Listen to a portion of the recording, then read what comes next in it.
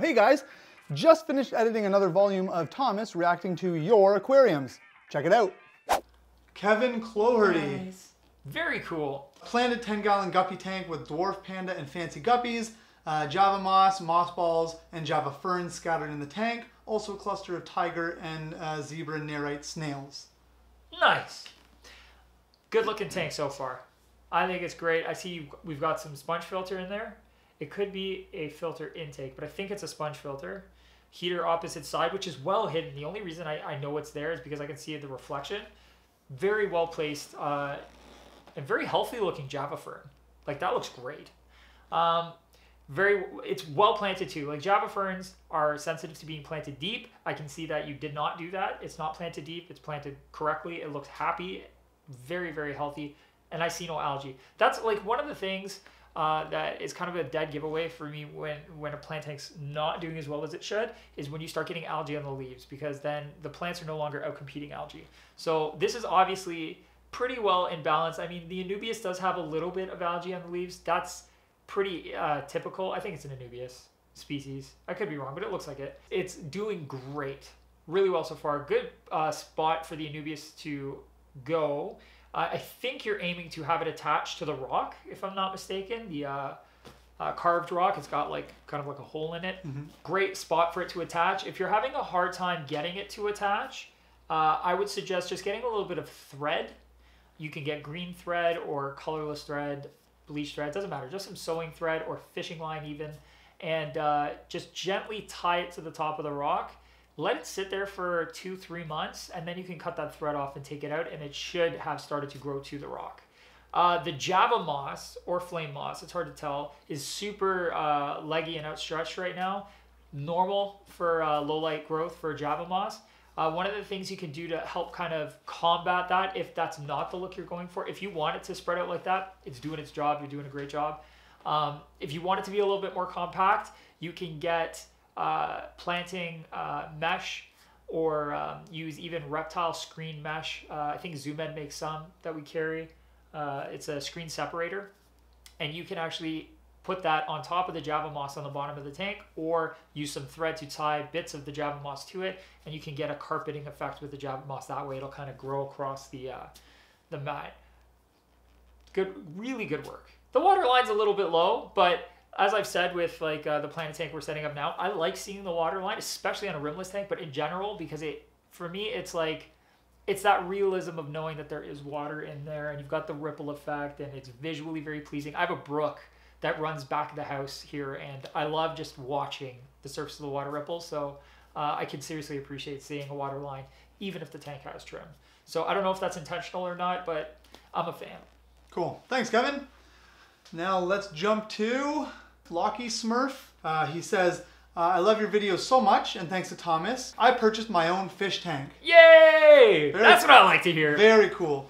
It has 2 bristlenose plecos, 6 neon tetras, and 2 Bolivian rams. I'd really love to be featured. Featured! What do you think? I think that's awesome. I've got a secret, and that is I love no fishing signs in aquariums. I don't know why.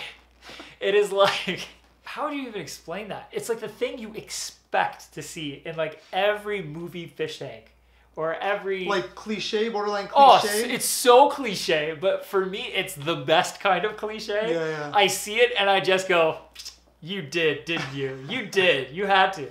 I love no fishing signs. I think it's really funny. It's really cute. It's quirky. Love it. I also like the rocks that have the holes in there in the back. That's really useful, especially if you're going to keep cories and stuff like that. They love using those as little cubby holes to hide in. It's nice to watch fish interact with objects and not just move around them. So great choice. The artificial Anubias, and then the other artificial plant, which almost looks like a lavender or something, beside it. Really good matchup. The greens are nice, and that is like the only bit of color other than green or neutral, like neutral colors like the kind of brown and gray of the stones, and it just pops, and it kind of brings it all together, and it looks really nice. Again, that plant is almost right on the 1/3 mark of the tank, so it's got that kind of balanced feel to it. I think it's a great tank. If this is your first tank, is it the first tank? Either way, I think this is an awesome start. And even if it's not your first tank, even if it's your 3rd or 4th, It's a great little setup. I like it. I enjoy it. If I walked into a room and saw that, I'd be like, hey, awesome. Let's go take a look at that. Good work. Great selection of fish to start with. You definitely don't look like you have too much fish already. Bolivian rams are going to get a little big, but the tank looks like it's going to have no problem holding them. You can always add probably some more fish over time, but really good. Solid. It's an aquarium that is it's trying to be an aquarium. You know what I mean? Yeah. It's not an aquarium where we're trying to make it look like it's not a tank. Like the Takashi Amano tanks or the minimalistic looks where you have totally rimless tanks and you're trying to make sure it looks like it's just sitting in a room and there's nothing. This is clearly an aquarium. Yeah. But it's the kind that gives you like that happy feeling when you look at it. You've done a really good job. Very cool, Lochie. Yeah. Thanks a lot, man. No fishing. All right. Moving on to Nathan Davies. Nice. There's nothing more foreboding. Sure.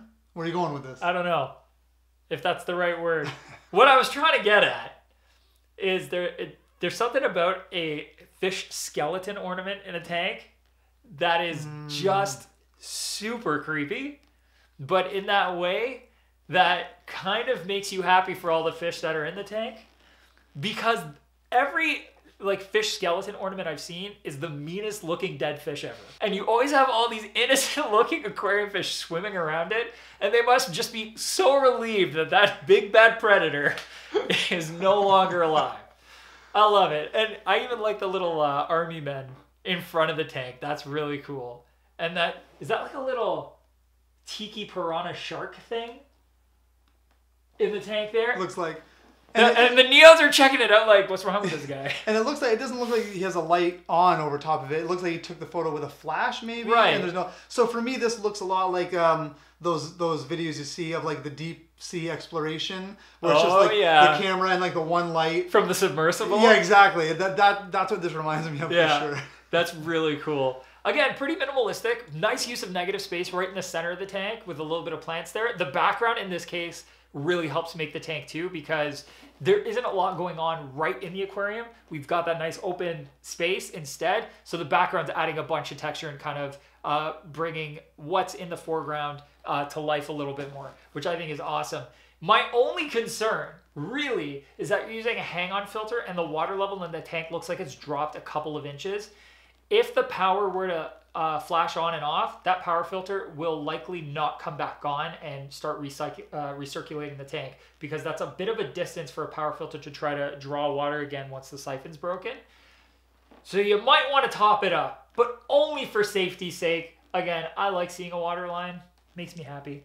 But I would top it up just for safety's sake. Nathan, awesome tank. Keep on tanking, bro. Love it. Next up, we got Nick Fernandez, mollies, guppies, platies, 1 loach, 1 pleco, 2 African dwarf frogs, and 1 candy-colored frog. Candy-colored frog? I don't know what that is. Maybe send us a photo of that. Yeah, I want to see what that is. It's probably a common name that a store uses for a fish or a frog or whatever that just isn't commonly used other places. Like I've found that I'll go to the States and like to Texas or something, or I've also been to New York, and a fish that I know as one thing is named something else. Just because, like even our stores have done that, where I'll go in and they've changed the names of some of the fish to like be themed with whatever time of the year it is. So like Christmas or Halloween, which is a super cute way to do it. Like you'll know that it's like a penguin tetra or something, but if they call it like a hockey stick tetra instead, hey man, it's the playoffs. Like what do you want? It's a hockey stick tetra now.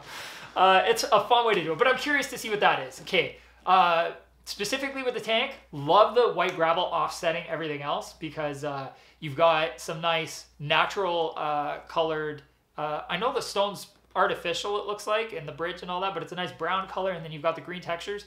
Tying it in with the white is really cool because it kind of helps all of that stand off instead of melt into the gravel. Really cool contrast, yeah. Yeah, nice contrast. I love that you've used low hardscape with really tall plastic plants in the background, and you used a lot of negative space in the tank too. So the fish have tons of room to swim around, but you still have decoration kind of all over the aquarium, not just at the bottom. What a lot of people will do with a tall tank like this is kind of only scape it up halfway, which can look really good and it can work, but I really like that you've paid attention to that and used tall plants to kind of take up the space there. It's really nice. I can also see that your filter intake and your heater are side by side, which is a great way to do it. I think I actually just talked about that in a different video. Really smart way to do it. I would even go a step further and throw like a tall plant in front of that so you don't even have to look at it. I think it looks awesome the way it is, but you could definitely hide those with the plant and not worry about it. Just keep it at 2 inches from the intake of the filter and it's not going to impede anything. Excellent choice. The fish look happy and healthy up near the top, so I know they want to eat, which is great. Nobody's sucking the surface from what I can see. Excellent. I love all the bubbles too. When it comes to artificial tanks especially, where we're not focusing on hyper-realism, I love bubbles. Love bubbles. Again, it's one of those like quintessential tank things. Yeah. That if you're going to set up like a theme tank or an aquarium that is meant to look like an aquarium and not meant to look like something else, bubbles are where it's at. All good? I love it. Yes. Cool. Good work. Thanks, Nick. Nick, awesome. This one's from Sergio Alba. His macro shot of this guy here. Excellent shot. I don't know what camera you're using. I don't know if you use the special lens for it. That is a really nice close-up of, I think it's a cherry shrimp. Could be also I believe a it was. volcano If I remember his email, I believe it is cherry shrimp. Yeah, it's a really, really cool little shrimp. I'm a big fan of shrimp.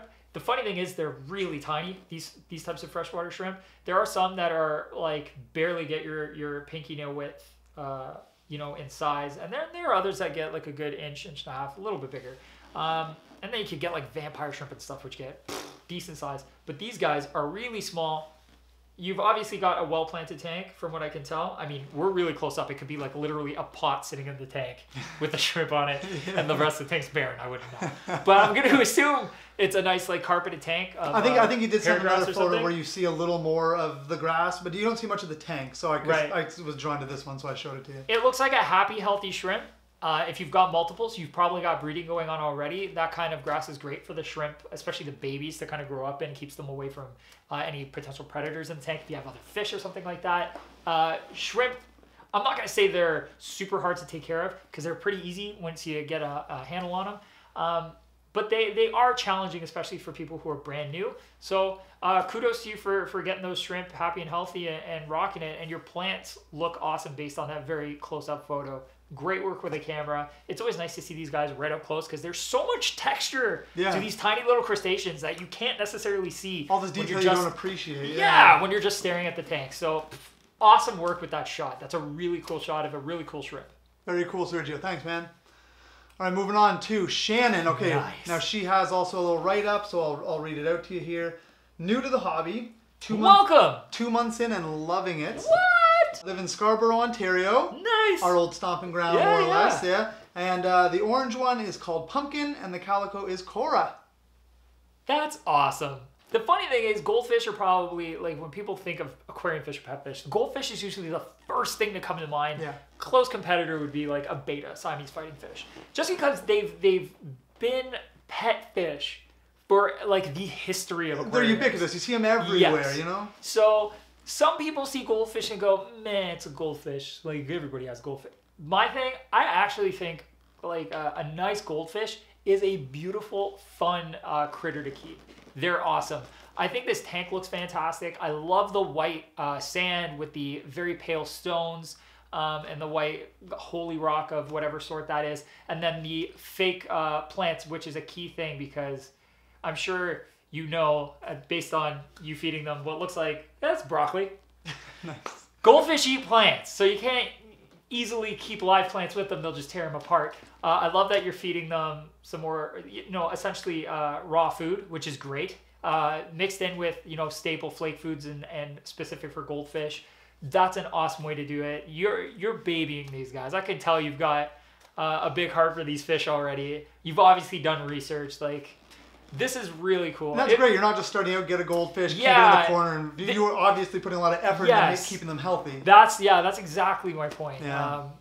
I'm glad to see somebody like taking goldfish and, giving them what they need and putting the extra effort in and not just treating them as that disposable pet, which happens, like, it bugs me a little. Yeah. Unfortunately, it's a misnomer or, a really bad habit that society kind of kicked up when it came to pets. that just a goldfish was you just see in like cartoons, like, you know, a family has a pet fish, it's a goldfish and it's always in a bowl. Yeah. And so, we did a video on this, why goldfish aren't necessarily great starter fish. Everyone assumes it is because it's ubiquitous in our society as being the fish you get. Yes, but, in a bowl, unfortunately. Yeah, and I mean, if you're willing to take this kind of care of them, they're, I guess, good as a starter fish. Why not? Fantastic. Yeah. They're great fish. They're a little bit messy. They're poop machines, but they're fantastic. I think it makes me happy to see goldfish being kept well, and they're such a personable, cool fish that it's really, like, I know you're going to enjoy them tons. I can tell you're already doing it tons. So awesome tank. I mean, I would have loved to see even more of the setup too, because I think based on these two thinly chopped photos, you did a really good job with their scape too, and I'm sure they're having a great time. So awesome. They look happy. They look healthy. And the other thing, these goldfish remind me of Pokemon. They remind me of Goldeen and Seeking. Nice. Do you remember? Oh, we did a Pokemon Pokeball ornament video. Yeah. I took a Pokeball and modified it to be an ornament. If you go and look for it, it's a really cool video. And we put a goldfish safely. I'll tell you right now, we used cultured water from a different system that the goldfish was already in, and he was in there momentarily. But to make a cool little video, and the first thing I thought is we have to use a goldfish because he looks like Seeking. Yeah. Anyways, love your fish. You're doing an awesome job. Thank you so much for sending that in. Yeah. Whew. Okay, so this video is like 17 minutes long, which is crazy. So we got to cut it off. But don't worry, you guys sent in a ton of photos and videos of your aquarium. So we have a lot more of these React volumes coming out. Stay tuned. And as always, keep on tanking.